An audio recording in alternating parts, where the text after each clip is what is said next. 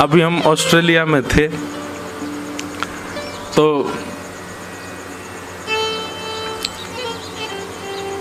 एकादशी के दिन व्रत वाला पास्ता ठाकुर जी को वहां बनाया है। महाराज जी व्रत वाला है। मैंने काय का है? कूटू का है क्या?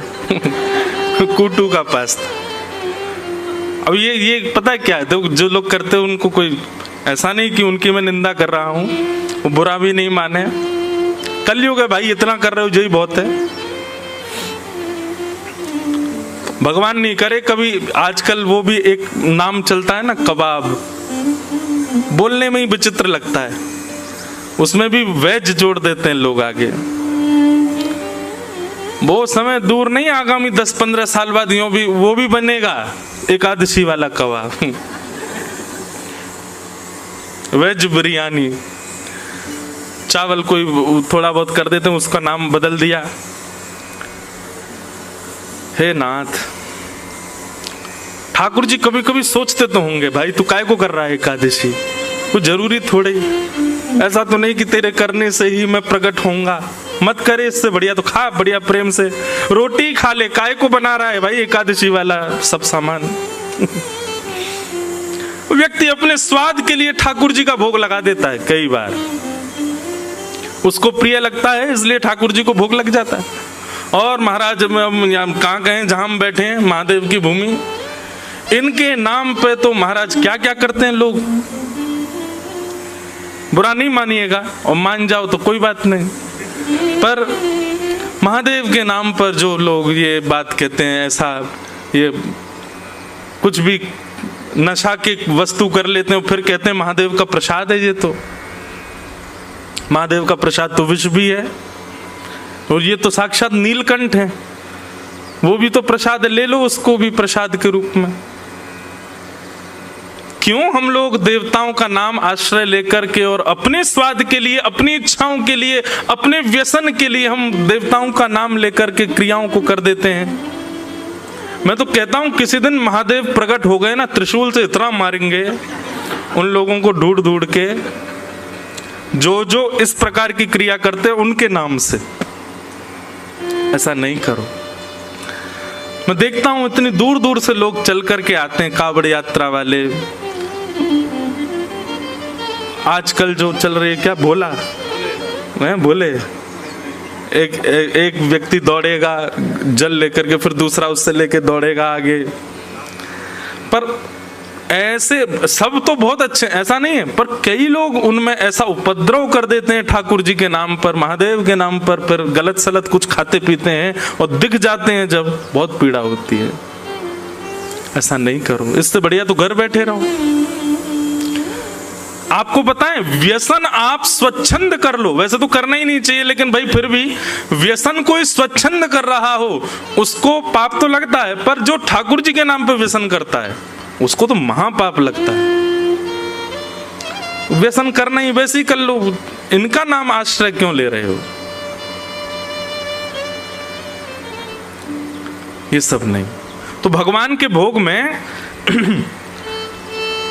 द्वारिका में तो एक मुझे नई बात पता चली। द्वारिका के हम तो सेवक लोग हैं ना, तो पूछते रहते हैं सेवा कैसे हो रही है, यहाँ पे प्रसाद का रूप क्या है, क्या है, सब जगह का अलग अलग भाव है। तो द्वारिका में तो ऐसा सुनने में आया, वहाँ की रसोई में हम मैया से पूछ रहे, मैंने मैया ठाकुर जी को भोग में कैसी वस्तु पधराते हैं? उन्होंने इतना सुंदर एक शब्द में उत्तर दिया, बोले जिस व्यंजन को पाने के बाद जब आपको उसकी बब सामे, उसकी डकार आवे, उसमें सुगंधी ना हो, उसमें कोई स्वाद ना हो, ऐसी वस्तु ठाकुर जी को भोग में पधराई जाती है, जिसके पाने के बाद में उसका स्वाद जो है वो केवल हवा मात्र रहे, उसमें कोई सुगंधी या कोई स्वाद ना उत्पन्न होता हो, ऐसे व्यंजन ठाकुर जी को पधराए जाते हैं। नई बात, उनमें तो बहुत सारी चीजों का निषेध हो जाता, मूली का निषेध हो गया, गाजर का निषेध हो गया। तो बड़ी बड़ी प्रणाली हमारे वैष्णवों ने करी हैं, उसके अनुसार, संप्रदाय अनुसार, अपने भावानुसार उनका पालन किया जाता है। कृष्णोपासन लालसा। द्वारिका में नारद आदि संत क्यों विचरण करते हैं? बोले कृष्ण की उपासना की लालसा से। तो हमारे जितने भी अवगुण हैं वो अवगुण ही भक्ति बन जाएंगे यदि उसमें ठाकुर जी का भाव विद्यमान हो जाए। क्रोध है, यदि वो संसार मनाओगे ठाकुर जी से हो जा नाथ। सुना है तारे हैं तुमने लाखों, हमें जो तारो तो हम भी जाने। सुना है तारे हैं तुमने लाखों, हमें जो तारो तो हम भी जाने। अब ये एक सूक्ष्म क्रोध है ठाकुर जी से। आपने इतने तार दिए नाथ, हमने क्या बिगाड़ा आपका? आप जैसे कहते हैं वैसे रहता हूं, जैसा आपका शास्त्रों में वर्णन है वैसे रहने का प्रयास करता हूं, सच बोलता हूं, झूठ से दूर रहता हूं, सब कुछ व्यवस्थित करके चलता हूं। अच्छा बंधुओं, एक प्रश्न आता है मन में, बहुत ध्यान से सुनना। हमको भी 1 महीना बाद माइक मिला है ना, आज हम 1 महीना बाद, 1 महीना से सबसे ज्यादा याद आई मुझे व्यासपीठ की। इतना स्मरण हो रहा था कब बैठूं कब कुछ सुनाऊं। वहां पे भी सुनाता था, करने तो आराम गया था, 2 दिन में ही आराम हो गया मेरा। तीसरे दिन से यूं लगे अब तो आराम, अब तो नींद ही नहीं आ रही, क्या करें। तो हमने छोटे छोटे मीट एंड ग्रीट रखे। कथा तो अकेले थोड़ी, पूरी टीम यहीं थी, हम अकेले कैसे कथा करें। तो लोग बागों को बोल देते थे हाँ भाई यहाँ रुके, आ जाओ। इतनी भीड़ आती, उनके बीच में बैठ के थोड़ी बहुत देर सत्संग करते। एक दिन एक बालक ने वहां पर एक प्रश्न किया और उससे इतना सुंदर भाव ठाकुर जी ने प्रेरणा देकर के उत्तर दिलाया। अधिकतर लोगों के मन में ये प्रश्न होता है महाराज जी, व्यसन करने वाले, उल्टे सीधे काम करने वाले लोग कभी कभी ज्यादा सुखी दिखाई देते हैं। भक्ति पथ पर चलने वाले, यम नियम आसन प्रत्याहार ध्यान धारणा समाधि का पालन करने वाले, जप करने वाले, बिना प्याज लहसुन का प्रसाद पाने वाले, रात्रि जल्दी सो जाने वाले, सत्य का आचरण करने वाले लोग कभी कभी दुखी दिखते हैं। भगवत आराधन करने वाले लोगों के जीवन में कभी कभी संकट ज्यादा दिखाई देते हैं, कष्ट ज्यादा दिखाई देते हैं, और व्यसनी पामर जीव कभी कभी बड़े प्रसन्न दिखते हैं। ऐसा क्यों? इसका भगवत कृपा से एक उत्तर मन में आया, बहुत ध्यान से सुनना। सीधी बात है, जिसके घर में रहते हो, जिसके देश में रहते हो, जिसके नगर में रहते हो, यदि उसके बनाए नियमों का पालन नहीं करोगे तो दुखी रहोगे। हम लोग कलयुग में रहते हैं और पालन करते हैं सतयुग का। रहते कहां पर हैं? कलयुग में। और पालन क्या कर रहे हैं? सतयुग का। सुबह जल्दी उठेंगे, बताओ 5 बजे से कथा, आज सॉरी 5:30 बज गए हैं, कल 5 बजे बैठ जाऊंगा मैं। कल आप और जल्दी 4:45 तक आ जाना। आज भी आ ही गए होंगे, हम ही हैं ऐसे, क्या करें। तो आप रहते कलयुग में हो और पालन करते हो सतयुग का। कलयुग को ये बात अच्छी लगेगी? नहीं लग सकती। तो कलयुग क्या करता? अब वो आप पर कुछ प्रहार तो कर नहीं सकता, तो वो क्या करता है?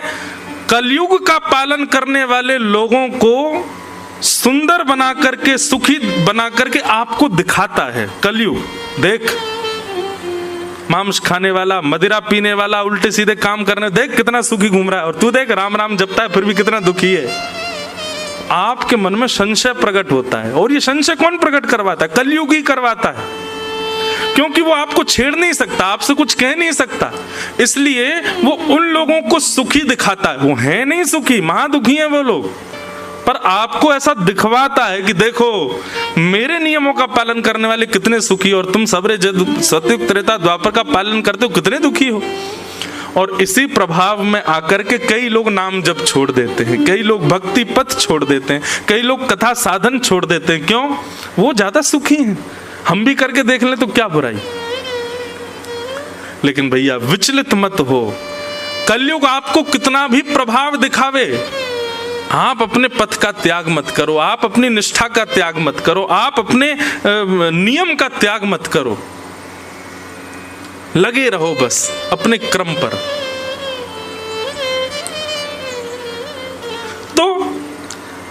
ये अवगुण जो हैं ये कलयुग के रूप में, पर यही अवगुण यदि ठाकुर जी के प्रति प्रस्तुत कर दिए जाएं तो यही गुण बन जाएंगे। क्रोध ठाकुर जी से हो, नाथ सूरदास जी पर आपने कृपा की, भक्तिमती मीराबाई पे आपने कृपा की, इतने सब वैष्णवों पे आपने कृपा की, हम इस योग्य तो नहीं पर हम पे थोड़ी तो करो नाथ।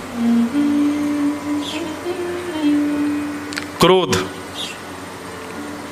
लोभ, लोभ कैसा हो ठाकुर जी के प्रति?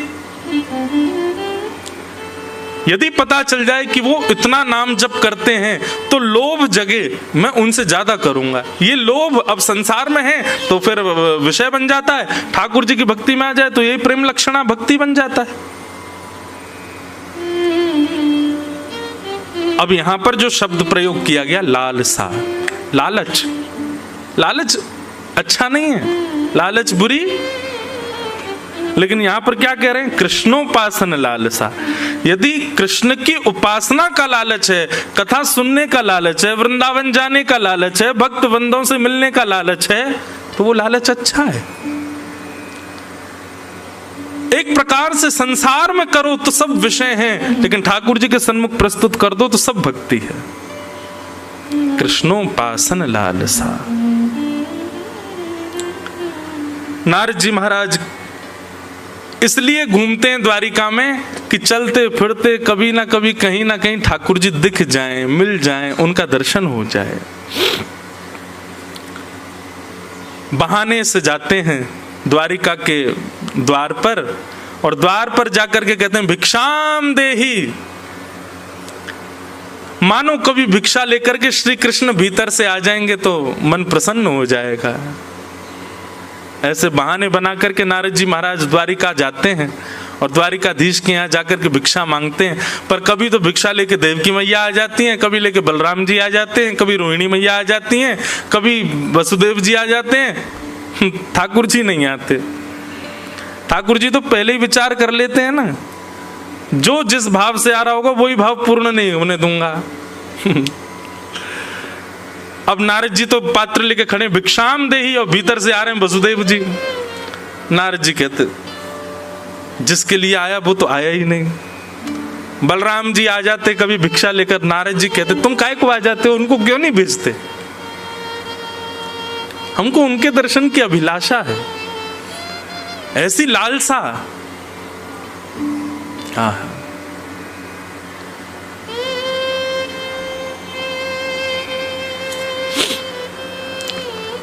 श्री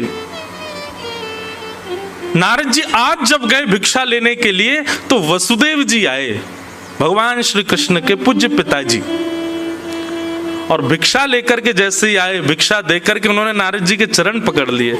बोले हे नारद जी, मेरे मन में कुछ संशय हैं, कुछ प्रश्न हैं, कुछ भाव हैं, आप मेरे पास बैठो, मुझे आपसे पूछना है। और यहीं से नवयोगेश्वर संवाद प्रारंभ होता है। नारद जी बोले क्या संशय है आपका, बताओ। तो भगवान श्री कृष्ण के पूज्य पिताजी श्री वसुदेव जी कहते हैं नारद जी, पूरा विश्व जिनको प्राप्त करना चाहता है, पूरा विश्व जिनको भजता है, ऐसे परमात्मा श्री कृष्ण मेरे पुत्र हैं। मैं चाह करके भी उनका भजन नहीं कर पाता, मैं चाह के भी उनकी आराधना नहीं कर पाता, मैं चाह करके भी उनको प्रणाम नहीं कर पाता, क्योंकि वो मेरे पुत्र हैं। तो मैं कैसे उनकी भक्ति करूं, मैं कैसे उनका आराधन करूं, मैं कैसे उनको प्रणाम करूं, मैं कैसे उनका वंदन करूं? कृपा करके आप वैष्णव हो, आप मेरा मार्गदर्शन करो। कैसा प्रश्न है वसुदेव जी का, अपने पुत्र को भजना चाहते हैं, वो प्रश्न कर रहे हैं। तब नारद जी महाराज कहते हैं, बोले इस प्रश्न के उत्तर में तो मैं आपको वो संवाद सुनाऊंगा जो एक बार राजा निमि को 9 योगेश्वरों ने सुनाया था। यही नवयोगेश्वर संवाद। और यहीं से श्री नारद जी महाराज योगेश्वर संवाद कहना प्रारंभ करते हैं।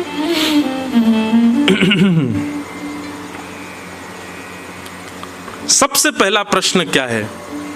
भागवत धर्म किसको कहते हैं? मतलब भक्ति पथ, इसी को ही भागवत धर्म कहते हैं। और इस भागवत धर्म का अनुसरण करने वाले लोगों के नियम क्या होते हैं? कृपा करके मुझको बताइए। और इस प्रश्न का जैसे ही उत्तर दिया, सबसे पहला उत्तर कौन दे रहे हैं? कवि नाम के योगेश्वर। कविर्वाच, बहुत ध्यान से सुनिएगा। प्रश्न क्या है पहला? कि भागवत धर्म क्या है? भागवत धर्म का मतलब क्या होता है? भगवत प्राप्ति का मार्ग क्या है? कृपा करके हमको बताओ। और यहां से कवि नाम के योगेश्वर, पहले योगेश्वर उत्तर दे रहे हैं। ये वही भगवता प्रोक्त उपाया आत्मलब्धये अंजः पुंसाम विदुषाम वृद्धि भागवतान हितान। अच्छा, एक बात मन में आती है, बहुत ध्यान से सुनना बंधुओं।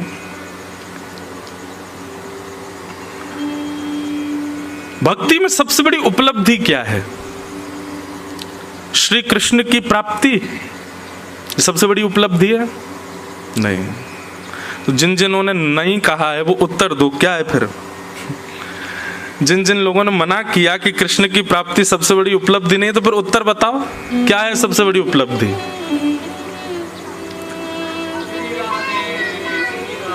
क्या कह रहे हैं? वाह भैया, बहुत अच्छी बात है। सबसे पहली बात, भक्ति में उपलब्धि की इच्छा ही नहीं होनी चाहिए। लेकिन फिर भी एक ठौर तो चाहिए, एक डेस्टिनेशन तो चाहिए, एक स्थिति तो चाहिए। वो क्या है? एक छोटे से उदाहरण से समझिएगा। जिन यदुवंशियों को साक्षात श्री कृष्ण प्राप्त हो गए, वही श्री कृष्ण यदुवंशियों का हाथ पकड़ करके सत्संग में बैठाते हैं। समझ में आई बात? श्री कृष्ण की प्राप्ति भक्ति में सबसे बड़ी उपलब्धि नहीं है, पर हाँ, इतने वैष्णव मिलकर के भगवत चर्चा कर रहे हैं, ये भक्ति की सबसे बड़ी उपलब्धि है। और वो भी ऐसे माहौल में, ऐसे समय पर, ऐसे स्थान पर, ऐसी बेला में बैठ करके ये सत्संग करना निश्चित ही भगवत बड़ी कृपा है हम आप सब लोगों के ऊपर। ठाकुर जी का बड़ा अनुग्रह। ठाकुर जी निश्चित ही प्रसन्न तो नहीं होंगे हमसे, लेकिन हाँ, हमको देख के मुस्कुराते तो होंगे थोड़े थोड़े। उसी का ये फल है कि हमको ये सत्संग प्राप्त है। और इसका उदाहरण क्या है कि ध्रुव जी को प्राप्त करने वाले वैष्णवों को भी ठाकुर जी कहते हैं कि तुम लोग सत्संग करो, मेरा चिंतन करो, मेरा भजन करो। ध्रुव जी महाराज को 5 वर्ष की आयु में ठाकुर जी मिल गए। उसके बाद भगवान ने 36,000 वर्ष के लिए उनको कहा कि तुम शासन करो। 36,000 वर्ष बाद ध्रुव जी महाराज बोले कि मेरे अंदर क्रोध कैसे आ गया, मेरे अंदर ये क्रोध का जन्म कैसे हो गया? मैंने तो भगवान का साक्षात्कार किया है।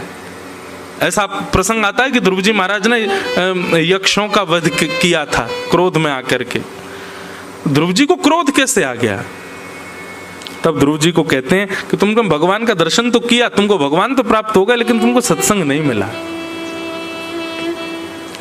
गोपियां, रास पंचाध्याय में प्रसंग आता है कि जब भगवान श्री कृष्ण उनके साथ में विचरण करने लगे, विहार करने लगे, तो भगवान कृष्ण प्राप्त हो गए, लेकिन प्राप्त करने के बाद भी गोपियों के चित्त में सूक्ष्म अहंकार आ गया। तुरंत ठाकुर जी अंतर ध्यान हो गए। क्यों?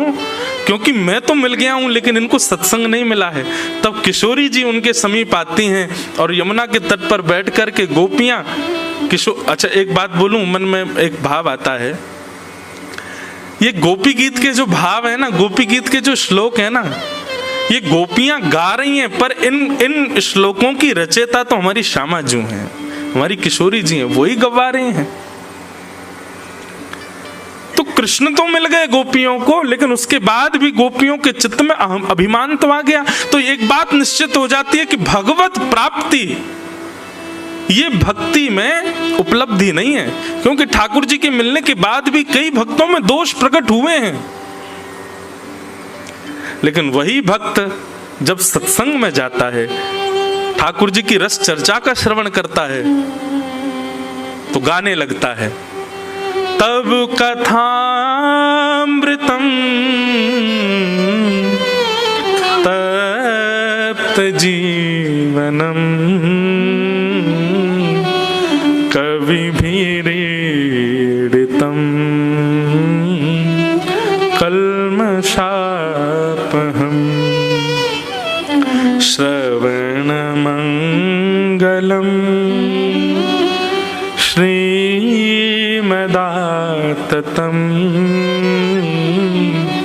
भुवि गृह्णन्ति ते भूरिदा जनाः। वास्तव में गोपी गीत में जब ये वाला श्लोक आता है ना, तभी ठाकुर जी तैयारी बना लेते हैं, अब मुझे इनसे पुनः मिलना है। क्यों? क्योंकि कथा के प्रति, सत्संग के प्रति इनकी रुचि दिख रही है। ठाकुर जी जब देख लेते हैं कि भाई इसमें सारे गुण हैं, खूब जप करता है, खूब तप करता है, यज्ञ करता है, अनुष्ठान करता है, तिलक स्वरूप करता है, पर कथा में इसकी रुचि नहीं है, तो ठाकुर जी कहीं ना कहीं अपने आप को दूर ही रखते हैं। लेकिन बाकी के साधनों में इतनी रुचि नहीं है, कथा श्रवण में बड़ी रुचि है, तो ठाकुर जी पहले ही आड़े आ जाते हैं, बोले इसको दर्शन तो मुझे देना। सत्संग इतना प्रिय, क्योंकि ठाकुर जी जानते हैं कि सत्संग ही वैष्णव का शुद्ध निर्माण करता है। गैर सत्संगी व्यक्ति कितने भी नियम साधन करता हो, उसके अंदर अपराध रहेगा ही रहेगा, लेकिन सत्संगी व्यक्ति अपराध विमुक्त हो जाता है, क्योंकि सत्संग बता देता है, बोध करा देता है क्या सही, क्या गलत, क्या उचित, क्या अनुचित।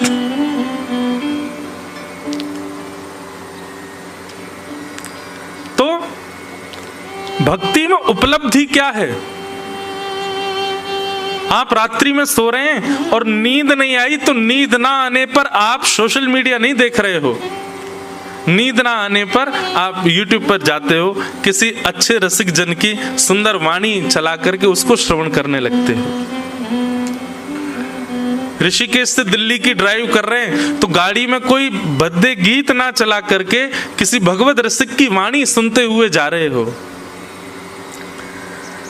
अपने समय में, अपने जीवन में, अपने दिन में एक क्षण का भी अवकाश जब मिलता है, एक क्षण के लिए भी जब आप खाली होते हो, उस क्षण में आप अपनी इंद्रिय विषयों की तरफ ना जाकर के भगवत वार्ता को प्रायोरिटी देने लग जाओ, तो समझ जाना अब भगवत उपलब्धि प्राप्त हो रही है। अब आप भक्ति के पथ पर अग्रसित हो गए हो। एक प्रकार से ये कह दूं तो जैसे पथ पर चलते हैं तो माइलस्टोन आते हैं ना, इतनी दूरी और रह गई, इतनी दूरी और रह गई। जब ऐसी स्थिति हो जाए कि आप नींद ना आने पर, मार्ग पर चलते हुए अपने दिन के अवकाश में सत्संग को प्रायोरिटी देते, तो आप पहला माइलस्टोन पार कर चुके हो, अब ठाकुर जी के और समीप आ चुके हो। वही बात यहां पर कह रहे हैं, भगवतः प्रोक्तः उपाय आत्मलब्धये अंजः पुंसाम विदुषाम वृद्धिम भागवतान हितान। निमि राजा ने प्रश्न किया कि भागवत धर्म क्या है, और कवि नाम के योगेश्वर कहते हैं कि ठाकुर जी के द्वारा बताई गई जो वाणियां हैं, ठाकुर जी के द्वारा कहे गए जो प्रसंग हैं, उन प्रसंगों पर अमल करके उनका जीवन में पालन करना, और नेत्र बंद करके ठाकुर जी ने जो कह दिया उसको करने लग जाना, यही भागवत धर्म है। उस पर किंतु परंतु प्रश्न चिन्ह नहीं है। ठाकुर जी यदि अपने प्रवचन में कह रहे हैं गीता में, कर्मण्येवाधिकारस्ते मा फलेषु कदाचन, हे अर्जुन तुम्हारा अधिकार केवल कर्म पर है, फल की चिंता मत करो, फल देने का अधिकार मेरा है, तो इसका पालन होना चाहिए कि फल की चिंता मत करो, ठाकुर जी देखेंगे, हम बस कर्म करें।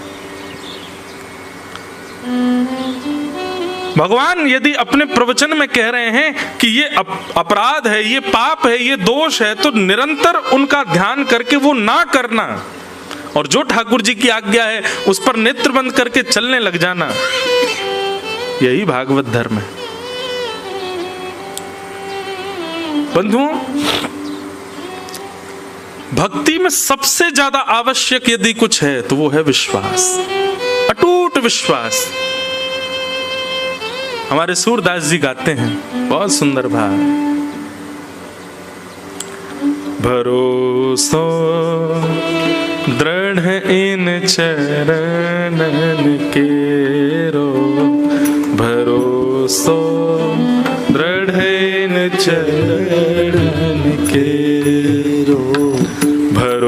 भरोसो दृढ़ इन चरणन केरो भरोसो दृढ़ इन चरणन। भैया 4 दिन के लिए आप सब लोग ही हमारे कोरस वाले हो, दक्षिणा के रूप में 11-11 रुपए सबको दूंगा मैं, गाओ मेरे साथ। आप सब हमारे साथ कोरस करो, पीछे पीछे गाओ सुन करके। सूरदास जी की वाणी है, भरोसो दृढ़ इन चरणन केरो भरोसो दृढ़ इन चरणन के भरोसो दृढ़ इन चरणन केरो भरोसो दृढ़ इन चरणन के। श्री वल्लभ नख चंद्र छटा बिन, श्री वल्लभ नख चंद्र छटा बिन, श्री वल्लभ नख चंद्र छटा बिन, श्री वल्लभ नख चंद्र छटा बिन, सब जग माही अंधेरो, सब जग माही अंधेरो, हाँ सब जग माही अंधेरो, सब जग माही अंधेरो। ठाकुर जी के प्रति भरोसा, अपने गुरुदेव के प्रति भरोसा यदि आपका नहीं है तो आप कितने भी नियम साधन कर लो, आपका कल्याण नहीं हो पाएगा। लेकिन आप नियम साधन में चूक करते हो, लेकिन ठाकुर जी की वाणी और गुरुदेव की वाणी पर पूर्ण भरोसा करते, अमल कर देते हो, उसको अपने जीवन में उतार लेते हो, आपको कोई नहीं रोक सकता, कहीं आप गिर नहीं सकते। आपका निश्चित कल्याण होगा, क्योंकि आपके भीतर भरोसा है। भरोसो दृढ़ इन चरणन केरो भरोसो दृढ़ इन चरणन हे भरोसो दृढ़ इन चरणन केरो भरोसो दृढ़ इन चरणन के। श्री राधा रमण लाल की।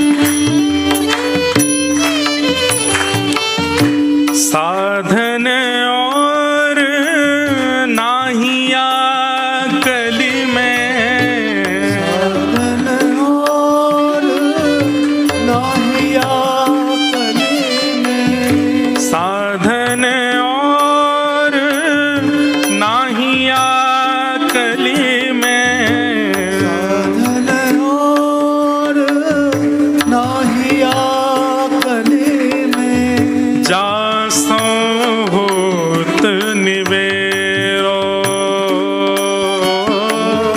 सासो होत निवेरो। सूरदास जी कहते हैं इस कलयुग में और कोई साधन है ही नहीं आपके कल्याण का, केवल और केवल भरोसा ठाकुर जी की वाणी के प्रति, गुरुदेव की वाणी के प्रति। बस ये भरोसा जीवन में ले आओ और भली साधन आपसे ना बने, कल्याण हो जाएगा। सूरदास जी से किसी ने कह दिया, सूरदास जी मतलब हमारे जप तप अनुष्ठान नियम ये किसी काम के नहीं है, केवल भरोसा ठाकुर जी के प्रति, कोई प्रमाण है आपके पास? सूरदास जी कहते हैं सबसे बड़ा प्रमाण मैं हूं। क्यों? बोले आंख ही नहीं है मेरे पास तो। सूर कहा कहे दुविध आंधरो, मेरे पास तो नेत्र ही नहीं है, मैं देख ही नहीं सकता, लेकिन फिर भी ठाकुर जी के अद्भुत रूप श्रृंगार का मैं दर्शन कर पाता हूँ। ठाकुर जी की लीला मुझे दिख जाती है। आज हरि देखे नंगम नंगा, मोतिन माल गले और साजे, छवि के उठत तरंगा। कैसे दिख जाते हैं, नेत्र तो है ही नहीं मेरे पास में।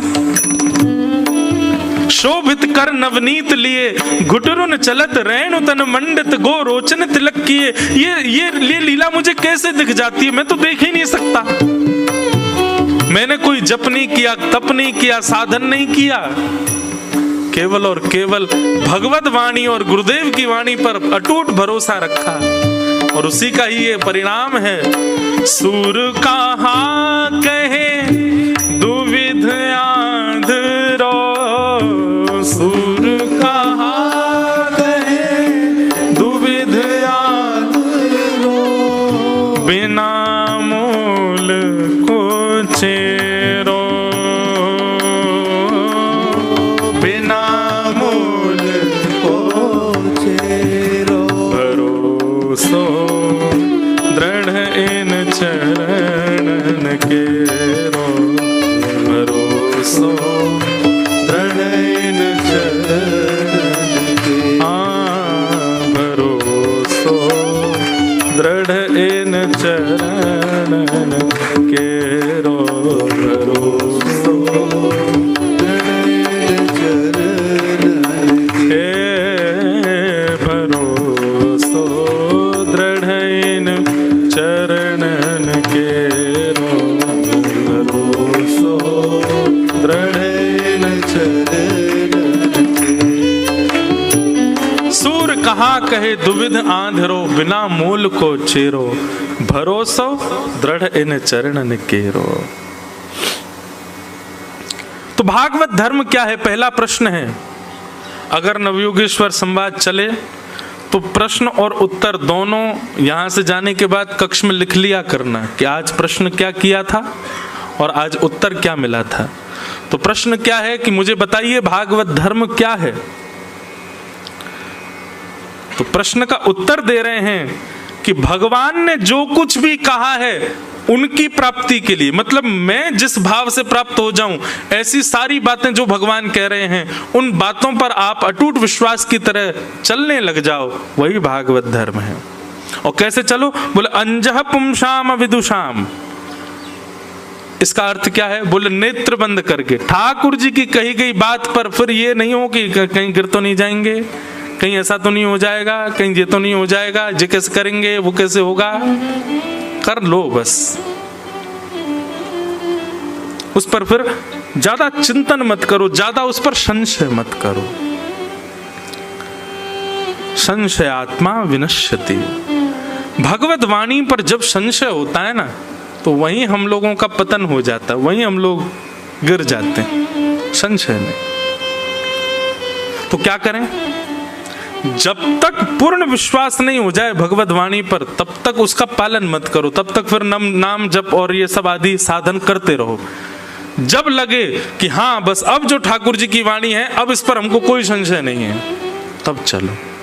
कहीं चलने के बाद संशय हुआ ना तो फिर गिर जाओगे। लेकिन एक और बात यहाँ पर भगवान कहते हैं कि धावन निमिल्य वा नेत्रे नस्खले न पते दिह। बोले जो व्यक्ति मेरे बताए मार्ग पर चलने लग जाता है वो कभी गिरता नहीं, और गलती से कभी अविश्वास के कारण गिर भी जाएगा तो चिंता ना करे, मैं ही उसको उठाऊंगा, क्योंकि मेरी जिम्मेवारी बन जाती है। जब कोई मेरे मार्ग पर चलता है तो मेरी लायबिलिटी हो जाती है कि उसको फिर कोई दिक्कत ना हो। लेकिन फिर भी यहाँ रसिक जन आज्ञा कर रहे हैं, भगवत वाणी आज्ञा करती है कि आप उस पर विश्वास करके ही चलो जो भगवत वाणी है। भगवत वाणी क्या है, पूरी भागवत भगवत वाणी है, रामायण भगवत वाणी है, भगवत गीता भगवत वाणी है। व्यास मंच पर बैठ करके व्यास जन बुद्धि विवेक के साथ, आजकल व्यास मंच से भी कुछ भी कह दिया जाता है, इसलिए मिलावट केवल मिठाइयों में नहीं है, सब्जियों में ही नहीं है, व्यासपीठ पे भी हो गई है, हैं?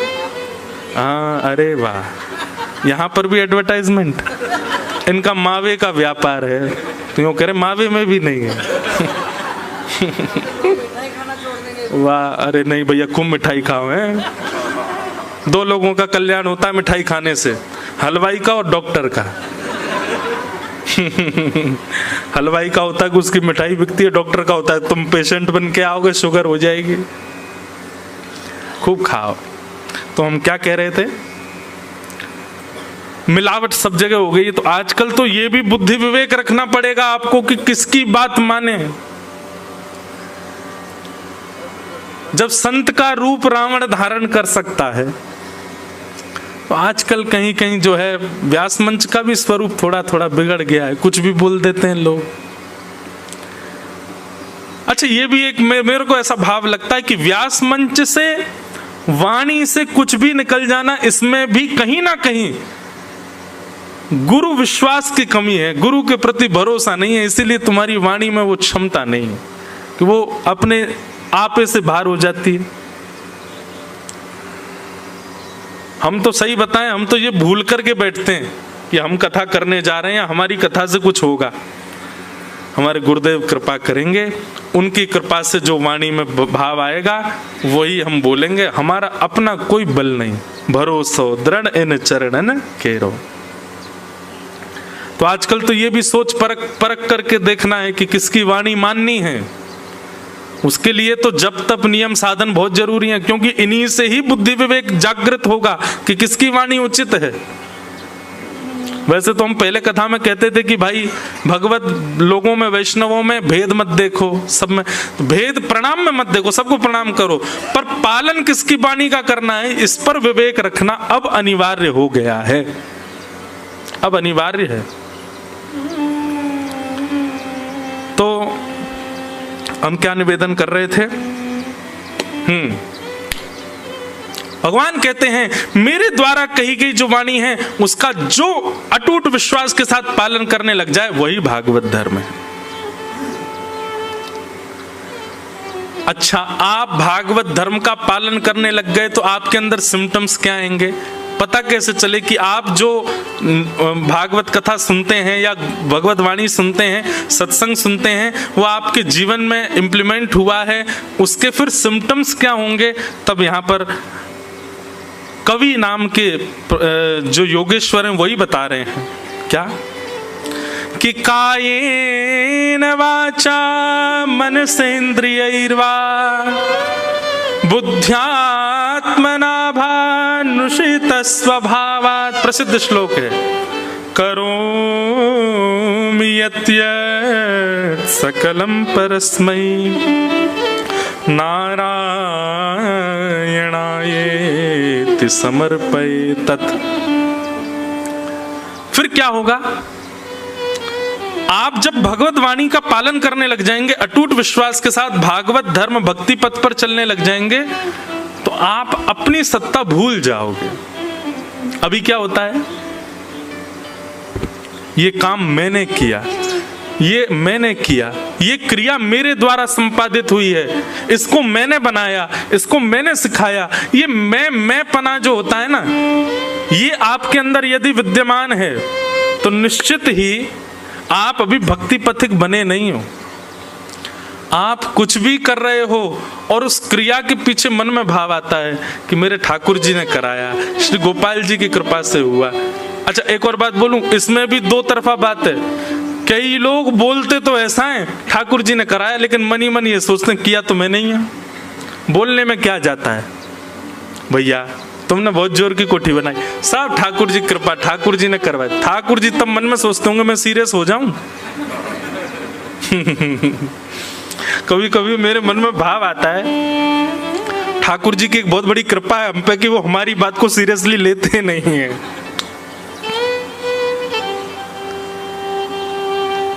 तेरा तुझको अर्पण क्या लागे मेरा, ओम जय जगदीश हरे।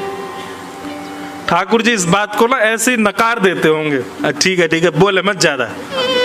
तेरा तुझको है, भगवान कभी सीरियस हो गए तो क्या होगा। ये सब आपका है नाथ, मेरा घर आपका, मेरी गाड़ी आपकी, ला चाबी दे घर की, निकल तू जा ऋषिकेश में रह गंगा किनारे। भगवान मैं तो बस बोल रहा था, आप सीरियस क्यों हो गए। ठाकुर जी की बहुत बड़ी कृपा है कि वो हमारी बात को सीरियसली लेते नहीं है। लेकिन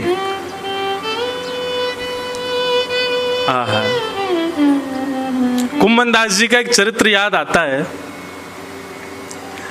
कि कुम्मन दास जी जिस कुटिया में रहते थे, मैं बताता हूं कभी कभी कथा में, उनके बगल वाले कुटिया में एक वैश्या रहती थी।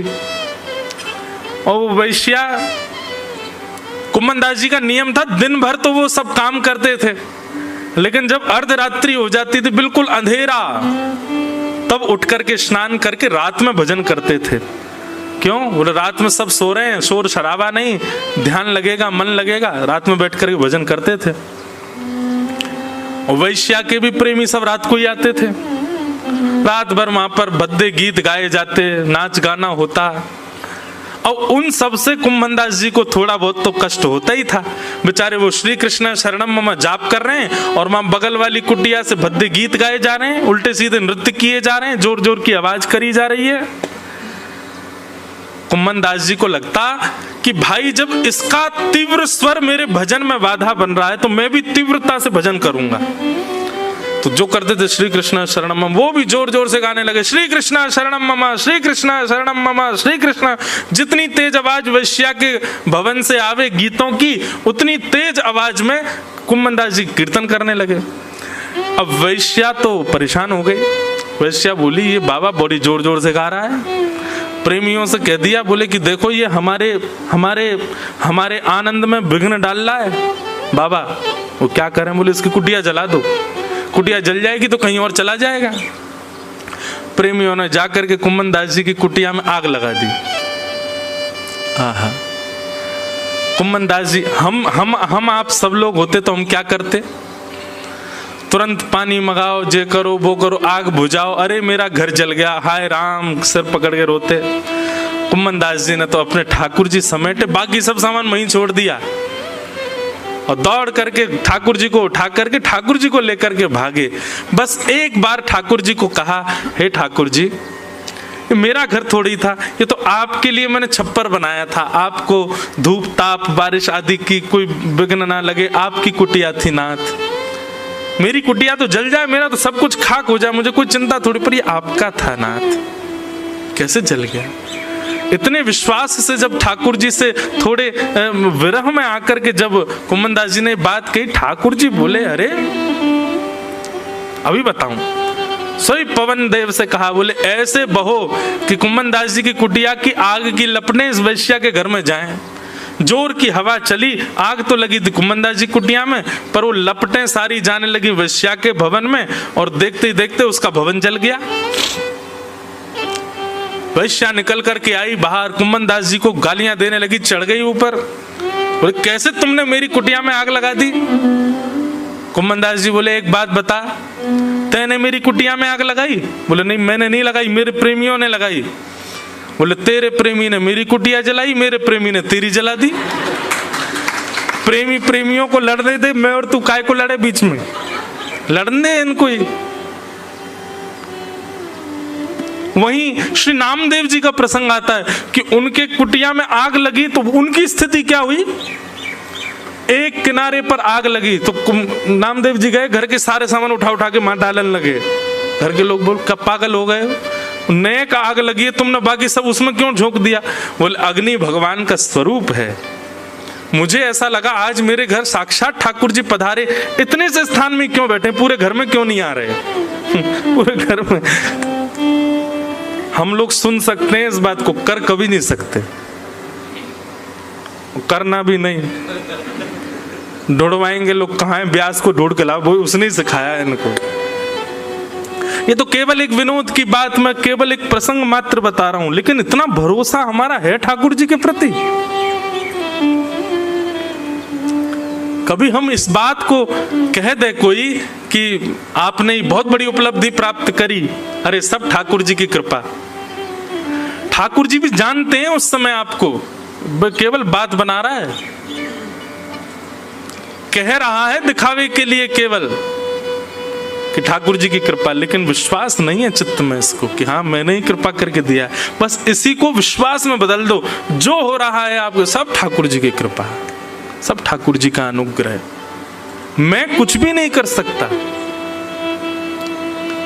एक बहुत सुंदर पद है ना, मैं नहीं, एक सेकंड, एक स्वर दो।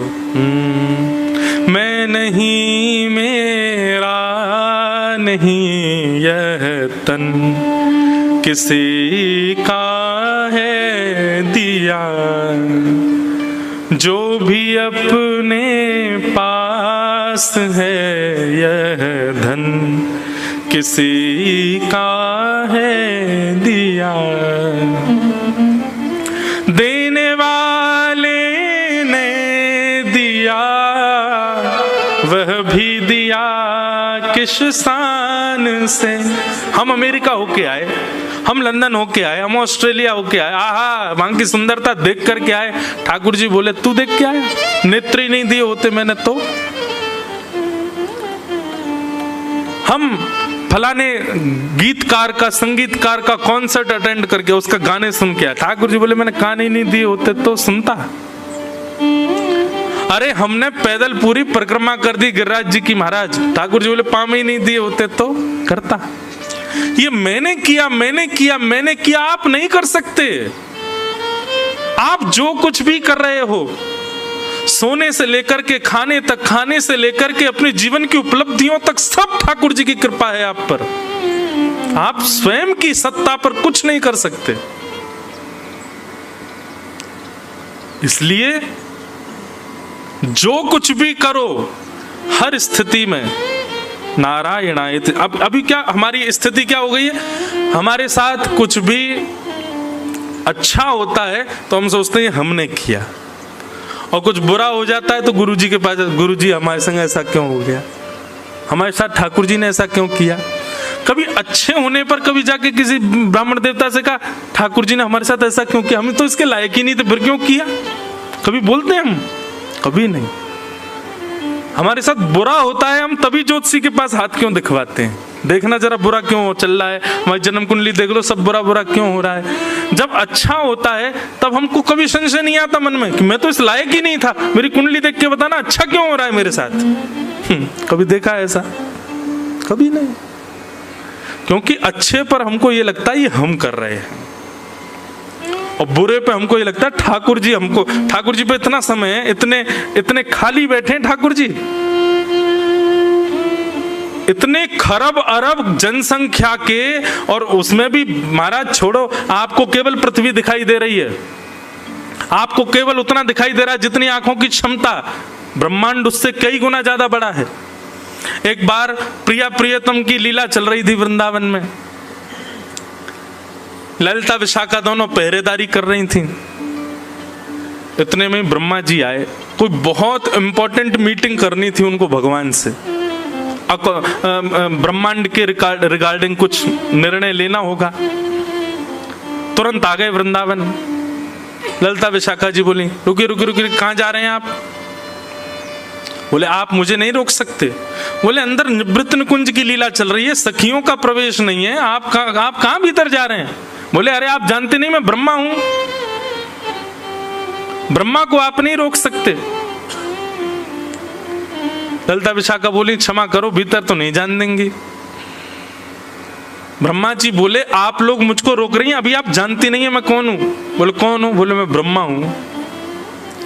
आपने गलती से भी अगर भगवान को जाके बता दिया ना ब्रह्मा आया है, तो पहले तो आपको दो बात डांटेंगे, तुमने ब्रह्मा को नहीं आने दिया अंदर। इसलिए मेरी प्रार्थना स्वीकार कीजिए, कैसे भी भगवान को यह बात पता लगवाइए कि ब्रह्मा आया है, बहुत जरूरी बात करनी है मुझे भगवान से। ललिता विशाखा बोले रुको हम अभी कुछ करते हैं। ठाकुर जी किशोरी जी लीला कर रहे थे, अब निकुंज में, निवृत्त निकुंज में प्रत्यक्ष नहीं जाती सखियां, किसी वृक्ष के पीछे छुप करके कोई आज्ञा लेनी होती वहीं से बोल देती हैं। तो ललिता ने धीरे से आवाज करके बोली हे श्याम सुंदर, क्षमा प्रार्थी हैं, आपकी लीला में हम विघ्न बनने। पर द्वार पे एक व्यक्ति आयो है और बार बार यूं कह रहा है कि मेरा नाम जाके ठाकुर जी को बताए दो। ठाकुर जी बोले कौन आया है? बोले यूं कह रहा हूं मैं ब्रह्मा हूं, ब्रह्मा आयो है आपसे मिलवे के काजे। ठाकुर जी बोले कौन सा ब्रह्मा आयो बात, नाम पूछ के आओ। ललिता जी बाहर गई, बाहर जाके बोली आपका नाम क्या है? ठाकुर जी नाम पूछ रहे हैं। ब्रह्मा जी हंसने लगे, अरे मैं ब्रह्मा हूं, चतुरानन, मुझे चतुरानन भी कहा जाता है, पूरी सृष्टि का रचयिता मैं हूं ब्रह्मा। जाके ठाकुर जी से बोलिए, आदि कवि ब्रह्मा, आदि सृष्टि रचयिता ब्रह्मा, चतुरानन ब्रह्मा, ये सब मेरी उपाधियां, जाके बता दो भगवान को। ललिता जी जाके बोली जय जय, वो तो यूं कह रहो बाने सृष्टि बनाई है, पूरा ब्रह्मांड बनायो कहिए बाने, आदि कवि बता रहे हो अपने आप ने, बताए तो कहा करनो, बहुत देर ते प्राणन ने पी रहो हमारे ने भीतर आवे को। ठाकुर जी बोले ब्रह्मा ते जाके कहो श्री कृष्ण के शरीर में जितने रोए हैं ना, प्रत्येक रोए में 1-1 करोड़ ब्रह्मांड है और हर एक ब्रह्मांड में एक ब्रह्मा है। श्री कृष्ण के एक रोए में करोड़ ब्रह्मांड है, उन करोड़ ब्रह्मांड में एक ब्रह्मांड में एक ब्रह्मा है। मतलब एक रोए में कितने ब्रह्मा हो गए? 1 करोड़ ब्रह्मा। और पूरे शरीर में रोए कितने हो गए? असंख्य। तो इसका मतलब कितने? ललिता जी बोली ठीक है मैं बता दूंगी, मेरा दिमाग दर्द है जाएगा, इतना तो ना समझ पाऊंगी। बाहर जाके बोली अरे ब्रह्मा जी सुनो, श्री कृष्ण यूं कह रहे हैं उनके एक रोए में 1 करोड़ ब्रह्मांड हैं और प्रत्येक एक ब्रह्मांड में एक ब्रह्मा है, तुम कौन से ब्रह्मा हो ये बताओ। ब्रह्मा जी मूर्छित होके गिर पड़े वहीं पे, बोले ये तो मुझे आज पता चला, ऐसा मेरे अलावा भी ब्रह्मा है क्या? तो भैया आपको ये लगता है कि ये ऋषिकेश, दिल्ली हो गया, बंबई हो गया, हैं लंदन हो गया, अमेरिका हो गया, ये पृथ्वी हो गई, यही है बस। ठाकुर जी को कभी कभी याद आता होगा कि ये भी है, इतना बड़ा ब्रह्मांड है ठाकुर जी का। और उस ब्रह्मांड में, इतने विकसित ब्रह्मांड में ठाकुर जी को आपको कष्ट देने के लिए समय निकाल लें। मेरे जीवन में इतना कष्ट क्यों दिया भगवान? भगवान इतने खाली बैठे हैं क्या? उनको ये पता है क्या कि मेरे को क्या देना है जीवन में? इसलिए कष्ट आने पर कोसना बंद करो भगवान को। जो ठाकुर जी से आके कहते हैं आपने ऐसा क्यों कर दिया मेरे साथ, नाथ मेरा जीवन ऐसा क्यों कर रहे हो? भगवान ने इतनी सुंदर व्यवस्था बनाई है, इतना बढ़िया तो कोई इंजीनियर भी नहीं बना सकता किसी फैक्ट्री को, जैसा ठाकुर जी ने इस ब्रह्मांड को बनाया है। व्यक्ति अपने कर्म से भोगेगा अपने आप, जो भी भोगेगा। भगवान ने कुछ अपने हाथ में नहीं रखा कि इसको ये देना है, इसको ये देना है। कर्म सुधर जाएंगे तो बुरे कर्मों का फल कम हो जाएगा, कर्म बिगड़ेंगे तो सुधरे हुए कर्मों का फल कम हो जाएगा। अपने आप सब कुछ सिस्टमेटिक ढंग से अपने आप विविध रूप से चलता है। ठाकुर जी पर समय नहीं इतना, वो हमें कष्ट देने बैठे।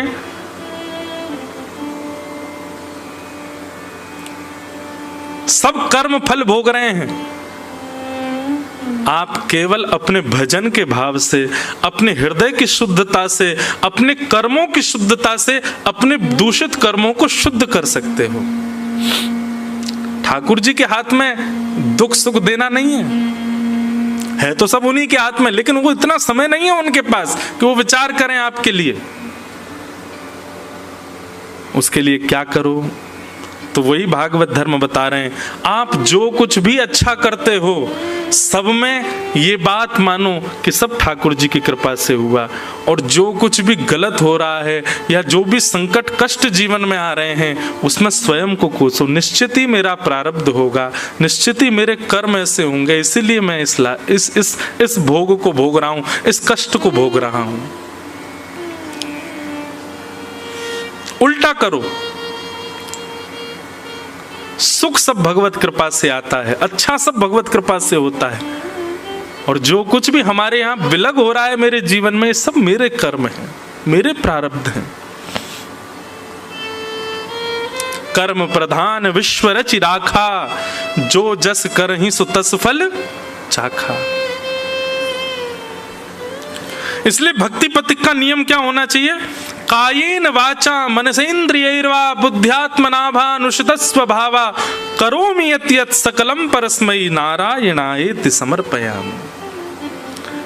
अपनी काया से, अपने मन से, अपनी बुद्धि से, अपने वचन से, अपनी वाणी से, अपने विचार से जो कुछ भी करे सब ठाकुर जी को अर्पित। मेरी कोई सत्ता नहीं है, मेरी कोई स्थिति नहीं, सब ठाकुर जी आपके अनुग्रह से हो रहा है। तो ये प्रथम प्रश्न था राजा निमि का, और कवि नाम के प्रजापति ने उसका ये उत्तर दिया। अब दूसरा प्रश्न यहां पर करते हैं। ये दूसरा प्रश्न, इसका उत्तर सुनो, फिर आज की कथा को विराम देंगे। कि अथ भागवतम ब्रूत यद्धर्मो यादृशो नृणाम यथा चरति यद्ब्रूते यर्लिंगैर भगवत प्रिय। आहा, कितना अच्छा प्रश्न है। प्रश्न क्या है कि भगवत प्रिय जो होते हैं, ठाकुर जी के प्रिय जो होते हैं, वो लोग कैसे चलते हैं, वो लोग कैसे बोलते हैं, उनका स्वरूप कैसा होता है, उनका स्वभाव कैसा होता है, उनकी विचारधारा कैसी होती है, उनके नियम कैसे होते हैं, कृपा करके मुझे भगवत प्रियों के लक्षण बताओ। यहां पर ठाकुर जी के लक्षण नहीं पूछे, ठाकुर जी को जो प्रिय हैं। मैं एक बात कथा में कहा करता हूं, हमारा उद्धार, हमारे जीवन का कल्याण क्या है? हमको ठाकुर जी प्रिय लगे नहीं, ठाकुर जी के हम प्रिय हो जाएं। श्याम सुंदर सदा हमको प्यारे रहें, हम उन्हीं के रहें, वो हमारे रहें। श्याम सुंदर सदा हमको प्यारे रहें, हम उन्हीं के रहें, वो हमारे रहें। श्याम सुंदर सदा हमको प्यारे रहें, हम उन्हीं के रहें, वो हमारे रहें। श्याम सुंदर सदा हमको प्यारे रहें, हम उन्हीं के रहें, वो हमारे रहें। जिस डगर से मुरलिया की धुन आएगी, जिस डगर से मुरलिया की धुन आएगी, जिस डगर से मुरलिया की धुन आएगी, जिस डगर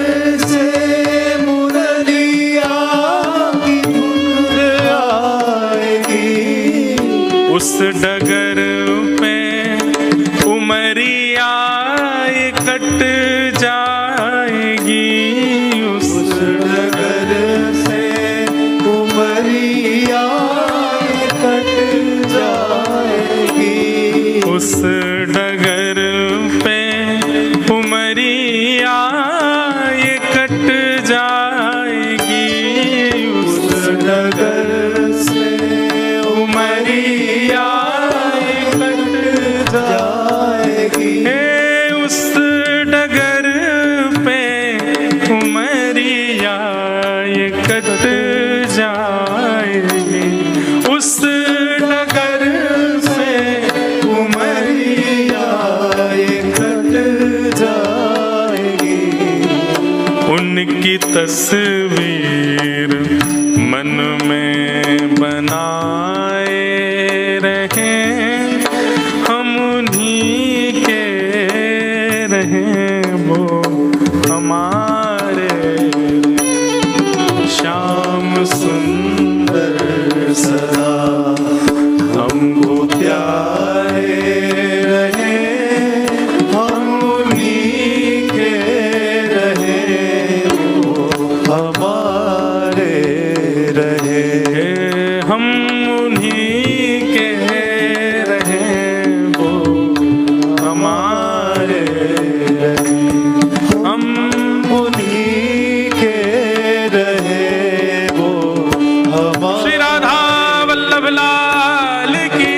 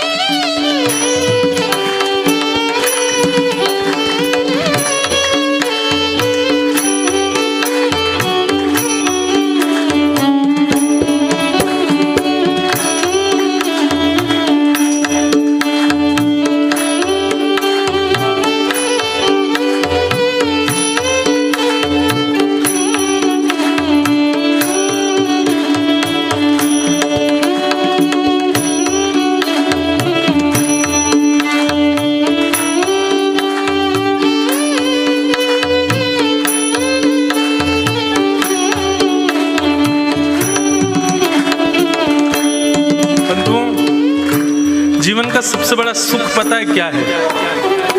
आप जिसको बहुत मानते हो, जिससे बहुत प्रेम करते हो, जिसके प्रति आप पूर्ण रूपेण न्योछावर हो, वो कभी भरे समाज में ऐसा कह दे आपके लिए कि ये तो मेरा है।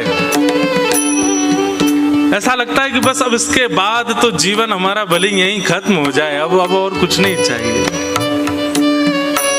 कभी कभी मन में भाव आता है, इतनी कथाएं करने का, इतना परिश्रम, इतना हम कोई परिश्रम कुछ कर नहीं रहे हैं, लेकिन एक फिर भी बात कह रहे हैं, इतनी कथाएं करने का, इतने नाम जप करने का, इतने भजन कीर्तन करने का, इतने यज्ञ अनुष्ठान करने का हमको फल क्या चाहिए? एक बार, बस एक बार ठाकुर जी भले ही प्रत्यक्ष, और प्रत्यक्ष के लिए मैं इतना योग्य नहीं हूं तो प्रत्यक्ष भले ही ना है, स्वप्न में ही आकर के मुझे एक बार कह दें तू मेरा है, बस और कुछ नहीं चाहिए ना।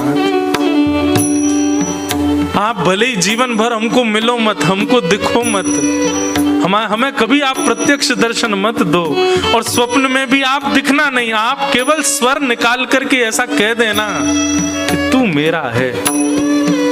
बस ये दो शब्द सुनने हैं नाथ आपसे, और कुछ नहीं चाहिए। मेरा भजन केवल इसी के लिए। और बस वास्तव में एक नैष्ठिक भक्त का, एक प्रिय भक्त की इससे ज्यादा मांग यदि कोई है तो अपने आप को भक्त कहना मना कर दे, नहीं है वो भक्त। इससे ज्यादा यदि आपकी डिमांड है तो हमारी तो एक ही डिमांड है नाथ, आप कभी स्वप्न में या प्रत्यक्ष भाव से बस इतना कह दो कि तू मेरा है।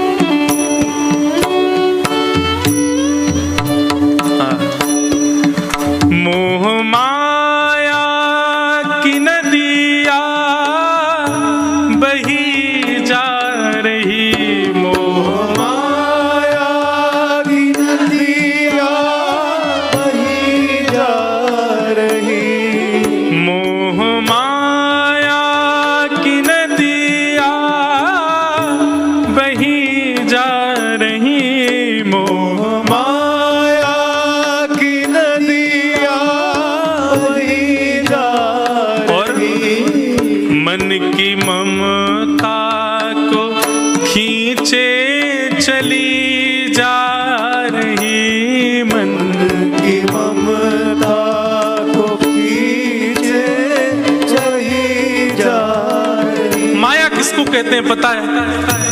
जो कोई भी संसारी वस्तु आपको अपनी ओर आकर्षित कर ले वही माया है।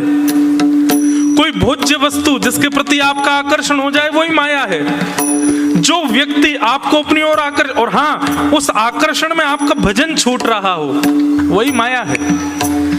अभी सुबह के 7:15 बजे हैं और 7:15 बजे ऐसा कोई फोन आ जाए जिसके लिए कथा छोड़ के भागना पड़े, समझो वही माया है, क्योंकि भगवत विमुख हुए हो आप।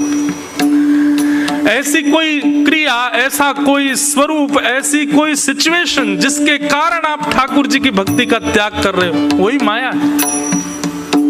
और ये सारी माया हमको अपनी ओर खींच रही है, लेकिन नाथ हमारी प्रार्थना है, मोह माया की नदी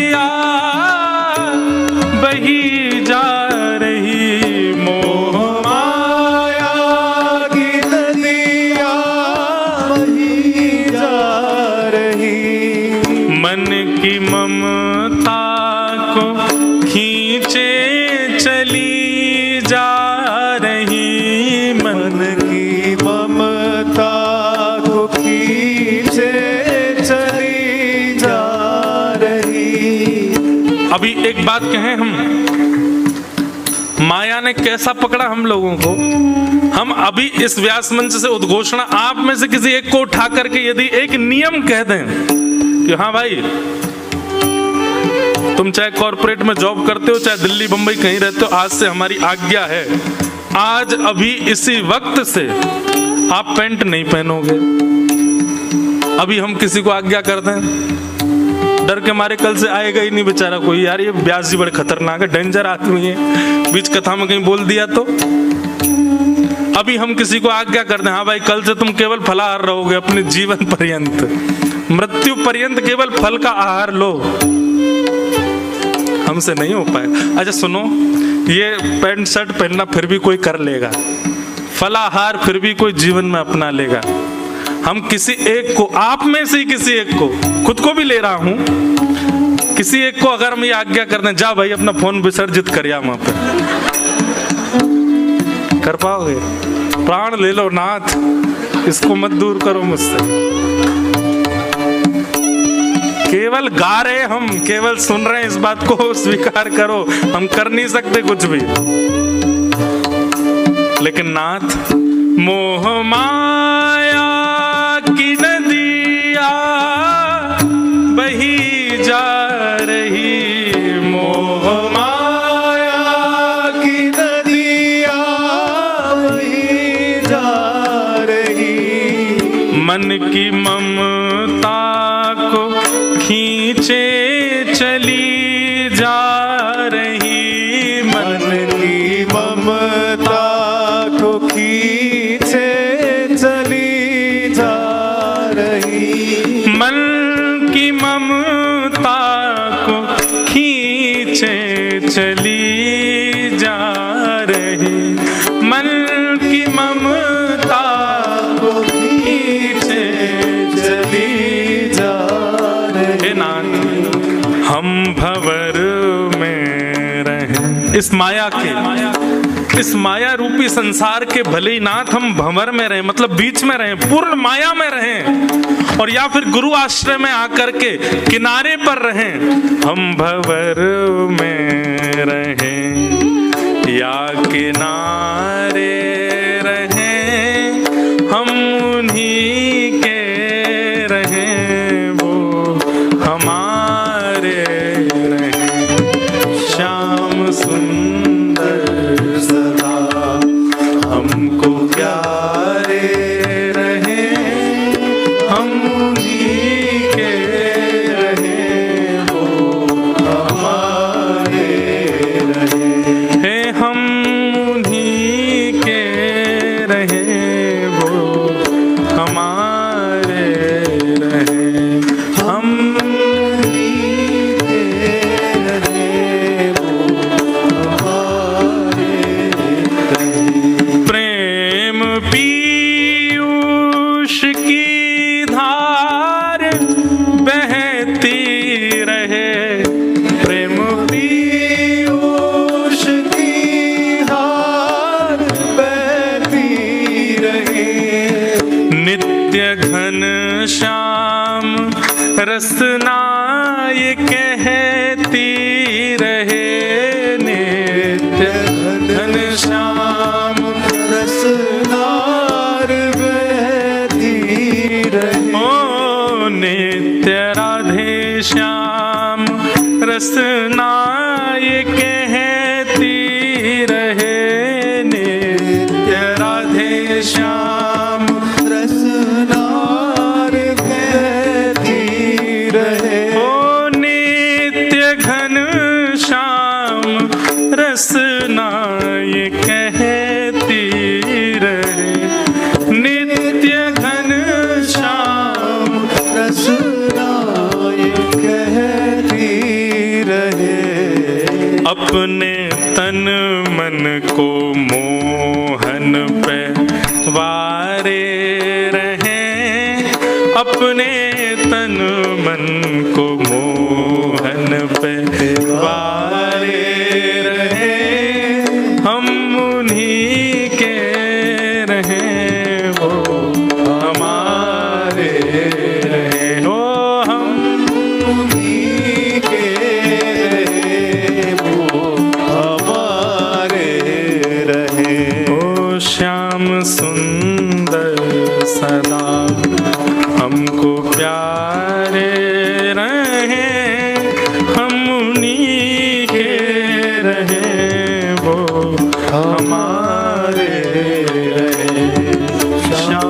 सुंदर सदा हमको प्यारे रहे, हम उन्हीं के रहे, वो हमारे रहे। हाँ हम उन्हीं के रहे, वो हमारे रहे, हम उन्हीं के रहे, वो जय जय श्री राधे।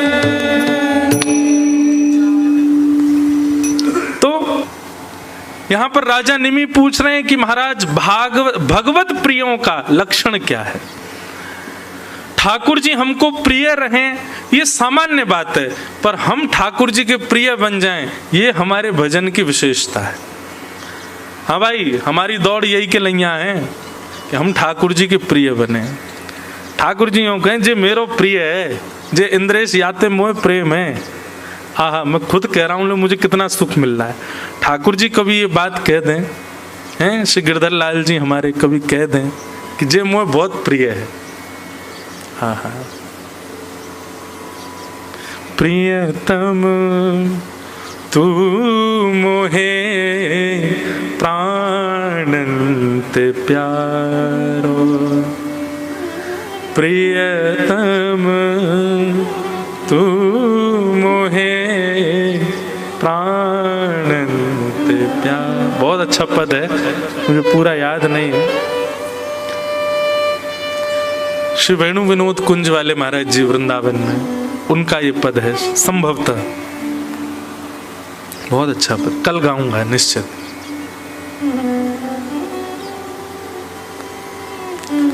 कभी ठाकुर जी भी हम पद गा गा के थक गए ना, तो अब आप गाओ हमारे लिए। हम ठाकुर जी कह रहे हैं आहा पीली पीताम्बरी कैसी सो रही है, घुंघराले केश कैसे सुंदर लग रहे हैं ठाकुर जी के, तमाल वर्ण है ठाकुर जी का, उस पर केसर तिलक लगाया है, ऐसे कटाक्ष नेत्र हैं। भक्ति तब श्रेष्ठ मानो ठाकुर जी पद बना के हमारे लिए यहाँ गाँव में। आहा, या के बुरे से बाल कैसे सुंदर लग रहे हैं, कारो सो मोटो सो विचित्र सो, लेकिन मुंह बढ़िया लगे, उल्टे सीधे काम करे लेकिन फिर भी मुंह भावे। व्यसनी है, पामर जीव है, लेकिन फिर भी मेरा प्रिय। ऐसा कोई पद बना के ठाकुर जी काम है। अच्छा, ये कोई मनगढ़ंत बात नहीं कह रहा हूं मैं, ठाकुर जी ने भी पद बना के गाए हैं वैष्णवों के लिए। ये गीत गोविंद में जय जय देव हरे कौन गा रहा है? जय जय देव हरे, ये जयदेव की जय जय हो कौन गा रहा है? श्री जगन्नाथ जी गा रहे हैं। श्रुत कमला कुछ मंडल धृत कुंडल कलित ललित वन माल, यहां तक तो जयदेव महाप्रभु ने गाया।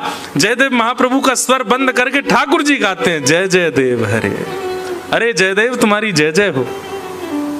ठाकुर जी मतलब पद गाते हैं अपने वैष्णवों के लिए। हमें भक्ति तब तक करनी है जब तक ठाकुर जी हमारे काज पद नहीं गाए। हमें पद तब तक गाने जब तक ठाकुर जी हमारे लिए नहीं गावे। कोई कह कर के हो सकता है मेरी निंदा करे, कैसा ब्याज बताओ, ठाकुर जी यूं कह रहा ठाकुर जी हमारे लिए पद गाए। अरे गाना है भैया, हमको गब्बाना है। प्रेम एक हाथ से ताली क्यों बजाए, हम दोनों हाथ से बजनी चाहिए। अकेले हमारो प्रेम से काम थोड़ी चलेगा, ठाकुर जी को भी तो प्रेम हो हमारे प्रति।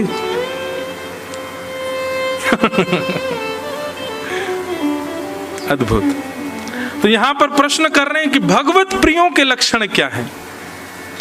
ठाकुर जी को जो भा गए हैं उनके सिम्टम्स क्या हैं, कृपा करके उनके बारे में मुझे बताओ। तब यहां हरि नाम के योगेश्वर उत्तर दे रहे हैं, ध्यान से सुनिएगा। ये लक्षण हैं आपके अंदर तो आप हरि प्रिय हो। हरि प्रिय का प्रथम लक्षण क्या है कि सर्वभूतेषु यः पश्येत्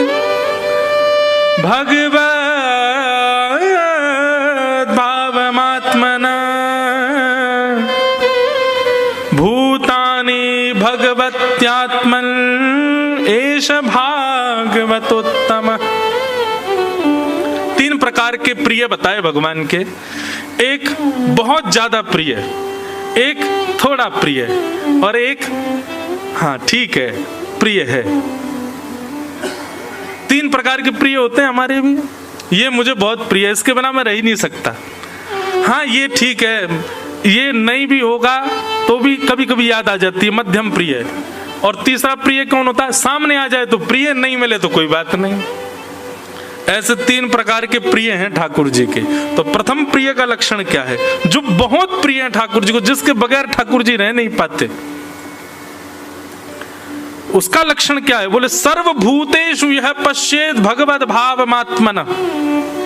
भगवान कह रहे हैं, हरि नाम के प्रजापति कह रहे हैं, जो जिसको देखे उसकी दृष्टि के आगे जो आ जाए वो उसमें मेरा कोई ना कोई भाव देखे, ये मेरे अति प्रिय का लक्षण है। और ये बात मैं दावे से कह सकता हूं, हम में से कोई भी नहीं है ऐसा। हम और किसी को क्या देखें? अगल बगल में एक दूसरे को देखो, तुमको दिख रहे हैं भगवान उसमें? ठाकुर जी का कोई स्वरूप दिख रहा है उसमें? कैसा लग रहा है? धोंधू हम में दिखेगा ही नहीं, हमको किसी में नहीं दिख सकता। भक्तिमती मीराबाई का स्वरूप ऐसा था। आप रसिक जनों के कभी चरित्र पढ़ो, चरित्र सुनो, उनके चरित्र में आपको देखने में मिल जाएगा कि वे जब किसी भगवत भक्त को देखते थे उसमें कोई ना कोई भगवत अंश देख लेते थे, उसमें कोई ना कोई भगवत भाव देख लेते थे। मीराबाई के विषय में मैं बताया करता हूं कि जब मीराबाई किसी को देखती तो कोई काला दिखता उनको, तो ना कह रहा हूं मैं, कोई ऐसा दिखता उनको तो सब तो कहते भाई काला काला काला। मीराबाई कहती कितनी कृपा, श्री कृष्ण ने तुमको अपना वर्ण दिया है, अपने वर्ण के रूप में तुमको चुन लिया है।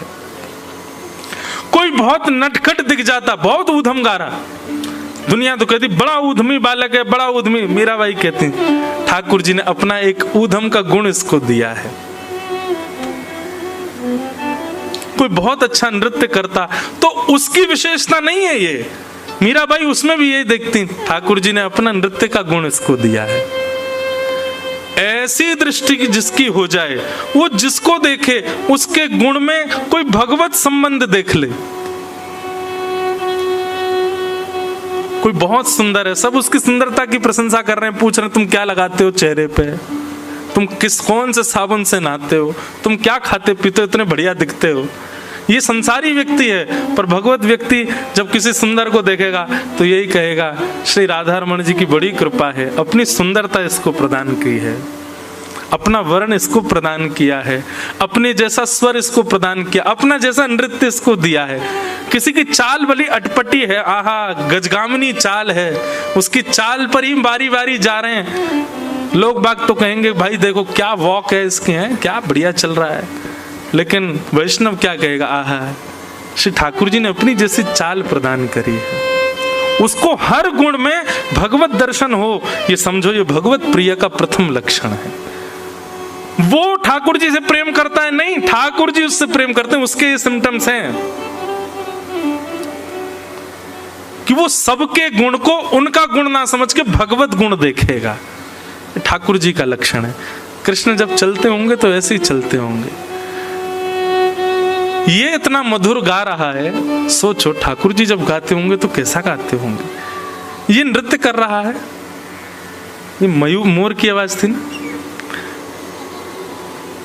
हम एक बात कथा में कहते हैं कि मोर पंख आसपास दिखे तो उससे ये ना लगे कि मोर होगा, मोर पंख दिखे तो ये लगे कि श्री कृष्ण यहीं घूम रहे होंगे, हमारी बात सुनकर पीछे ही घूम रहे होंगे। हम दावे से कह रहे हैं यहीं डोल रहे हैं, पीछे बैठे बैठे वहीं से पाम लटकाए नीचे, सुन रहे हैं सबरी बात। स्वयं तो चुपचाप बैठे होंगे, सोई मोर ने हमको प्रमाणित कर दिया यहीं बैठे हैं जिनके बारे में बता रहे हो। इत्र की सुगंधी आने पर ये ना लगे कि कोई इत्र की शॉप होगी, ऐसा लगे कि निश्चित ही श्री कृष्ण भ्रमण कर रहे होंगे, उन्हीं के तन की सुगंधी है। कहीं सुंदर स्वर सुनाई दे तो ये ना लगे कोई संगीतकार रियाज कर रहा है, बल्कि ऐसा लगे कि श्री कृष्ण ही बैठ करके अपने सखाओं के साथ में आनंद कीर्तन कर रहे होंगे। ये भ्रांति नहीं है, ये वास्तविकता है। ऐसे विचार आने लग जाए, सुंदर सुगंधी आ जाए भोजन की तो ये ना लगे कि कुछ अच्छा बन रहा है रसोई में, बल्कि ऐसा लगे कि ठाकुर जी ने आज प्रेम से प्रसाद अरोगा होगा। तो हरिप्रिय के लक्षण क्या है? सर्वभूतेषु यह पश्येत, जो सब में उनके गुण ना देख करके उनके गुण को ठाकुर जी का गुण देख करके देखता हो। इसकी सुंदरता, आहा कितना सुंदर, उसकी सुंदरता नहीं, ये इतना सुंदर है, श्री कृष्ण कितने सुंदर होंगे। अपना सुंदरता का एक छींटा दिया है ठाकुर जी ने इसको, इतना अच्छा गा रहा है। अरे ठाकुर जी इससे मधुर गाते होंगे, ठाकुर जी के सुंदर गायन का एक अंश मात्र है इसके अंदर।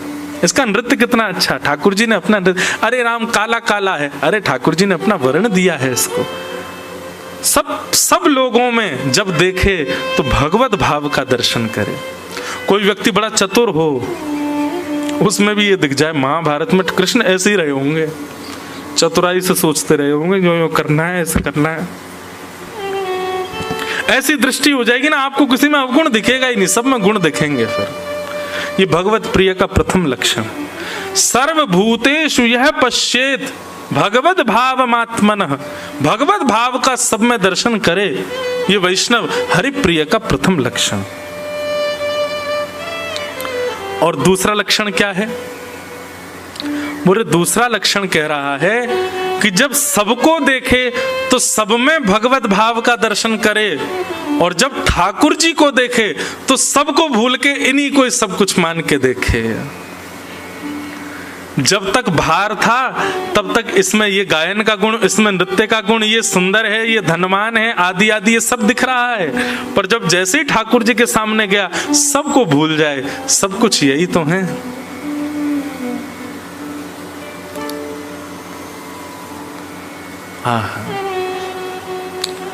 एक प्रकार से दूसरा भाव यहां पर ऐसे है कि बाहर जब रहे, ठाकुर जी से विलग रहे, तो ये माँ हैं, ये पिता हैं, ये भाई हैं, ये बंधु हैं, ये सखा हैं, ये सर्वस्व हैं, ये सब कुछ हैं, पर जब ठाकुर जी के सामने जावे तो यही माँ है, यही पिता हैं, यही भाई हैं, यही बंधु हैं। त्वयैव नाथेन मुहुर विपद गणात्, केवल यही मेरे हैं और कोई मेरा नहीं है। सबको ठाकुर जी में देखे, ये हरिप्रिय के लक्षण है। तो हे मोहे नाते अनेक मानिए जो भावे, अनेक नाते ठाकुर जी से जोड़ ले वे। कई जन्मों से बुला रहे हो, कोई तो नाता जरूर होगा, नजरों से नजरें मिला न पाऊं, मेरी नजर का कसूर होगा, तुम ही तो मेरे माता पिता हो, तुम ही तो मेरे बंधु सखा हो, कितने रिश्ते तुम संग मेरे, कोई तो रिश्ता जरूर होगा, कई जन्मों से बुला रहे हो, कोई तो नाता जरूर